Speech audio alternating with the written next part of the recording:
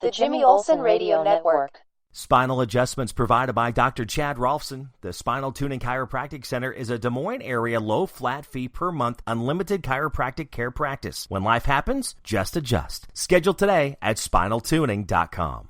Barbecue provided by Kenny's Rib Wagon, catering ribs for your pleasure and serving daily at Plaza Pub, 62nd and Douglas in Des Moines, across from Merle Hay Mall. Find Kenny's Rib Wagon on Facebook. Bible story time, 1 Samuel 17, 1 through 51. The Philistines gathered for battle in Socoh, a town in Judah. They camped at a place called Ephes Dammim, between Socoth and Azekah.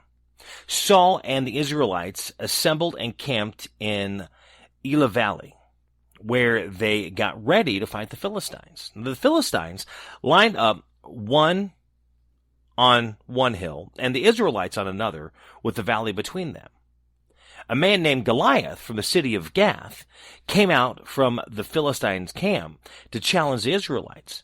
He was over 9 feet tall and wore bronze armor that weighed about 125 pounds and a bronze helmet. His legs were also protected by bronze armor. He carried a bronze javelin slung over his shoulder. His spear was as thick as the bar on a weaver's loom, and its iron head weighed about 15 pounds. A soldier walked in front of him carrying a shield. Goliath stood and shouted at the Israelites, "What are you doing there lined up for battle? I'm a Philistine, you say slaves of Saul. Choose one of your men to fight me. If he wins and kills me, we will be your slaves. But if I win and kill him, you will be our slaves. Here and now I challenge the Israelite army. I dare you to pick someone to fight me." Well, when Saul and his men heard this, they were terrified. David was the son of Jesse, who was a Ephrathite from Bethlehem in Judah. Jesse's 8 sons also at the time Saul was king. He was already a very old man. His 3 oldest sons had gone with Saul to war. The oldest was Eliab, and the next was Abinadab, and the third was Shammah. David was the youngest son, and while the 3 oldest brothers stayed with Saul, David would go back to Bethlehem from time to time and take care of his father's sheep. Well, Goliath challenged the Israelites every morning and evening for 40 days. One day, Jesse said to David, "Take half a bushel of this roasted grain and these 10 loaves of bread and hurry with them to your brothers in the camp. And then take these 10 cheeses to the commanding officer. Find out how your brothers are getting along and bring back something to show that you saw them and that they are well. King Saul, your brother, and all the other Israelites are in the Elah Valley fighting the Philistines." David got up early in the morning, left someone else in charge of the sheep, took the food, and went on as Jesse had told him to do. He arrived at the camp just as the Israelites were going out to their battle line, shouting the war cry. The Philistine and the Israelite armies took positions for battle. Facing each other, David left the food with the officer in charge of the supplies and ran to the battle line, went to his brothers and asked how they were getting along. And as he was talking with them, Goliath came forward and challenged the Israelites as he had done before. And David heard him. When the Israelites saw Goliath, they ran away in terror. "Well, look at him," they said to each other. "Listen to his challenge. King Saul has promised to give a big reward to the man who kills him. The king will also give him his daughter to marry and will not require his father's family to pay taxes." Well, David asked the men who were near him, "What will the man get who kills the Philistine and frees Israel from this disgrace? After all, who is this heathen Philistine to defy the army of the living God?" Well, they told him what would be done for the man who killed Goliath. Eliab, David's oldest brother, heard David talking to the men. He became angry with David and said, "What are you doing here? Who is taking care of the sheep of ours?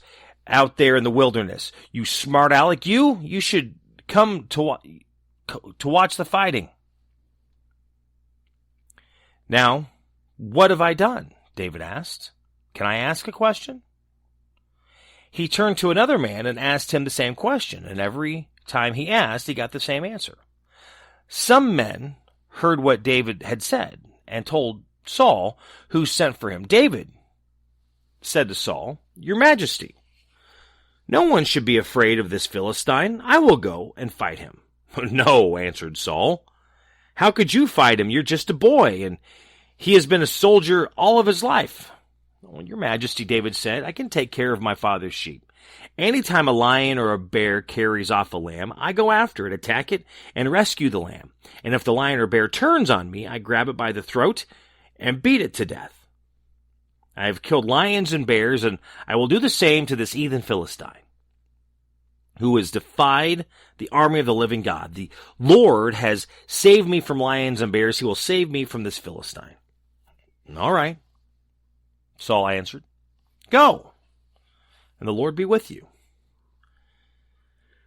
He gave his own armor to David for him to wear, a bronze helmet, which he put on David's head, and a coat of armor. David strapped Saul's sword over the armor and tried to walk, but he couldn't because he wasn't used to wearing them. "I can't fight with all of this," he said to Saul. "I'm not used to it." So he took it all off, and he took his shepherd's stick and then picked up 5 smooth stones from the stream and put them in his bag. With his sling ready, he went out to meet Goliath. Now the Philistine started walking towards David with his shield bearer walking in front of him. He kept coming closer, and when he got a good look at David, he was filled with scorn for him because he was just a nice, good-looking boy. He said to David, "What's the stick for? Do you think I'm a dog?" And he called down curses from his God on David. "Well, come on," he challenged David, "and I will give your body to the birds and animals to eat." David answered, "You are coming against me with a sword, spear, and javelin, but I come against you in the name of the Lord Almighty, the God of the Israelite armies, which you have defied.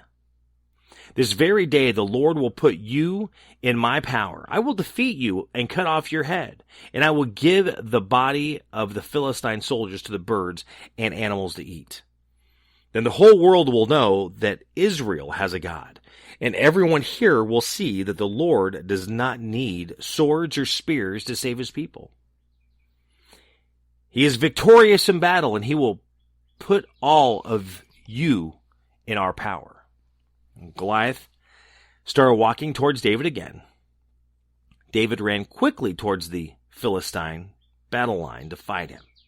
He reached into his bag and took out a stone, which he slung at Goliath. It hit him on the forehead and broke his skull, and Goliath fell face downward on the ground. And so, without a sword, David defeated and killed Goliath with a sling and a stone. He ran to him, stood over him, took Goliath's sword out of his sheath, and cut off his head and killed him. When the Philistines saw that their hero was dead, they ran away. Bible story time, 1 Samuel 17, 1 through 51. If you enjoyed this story, share it on social media, both Facebook and Twitter. You can also find me there at My Buddy Jimmy, and on YouTube at My Buddy Jimmy 101. The Jimmy Olsen Radio Network.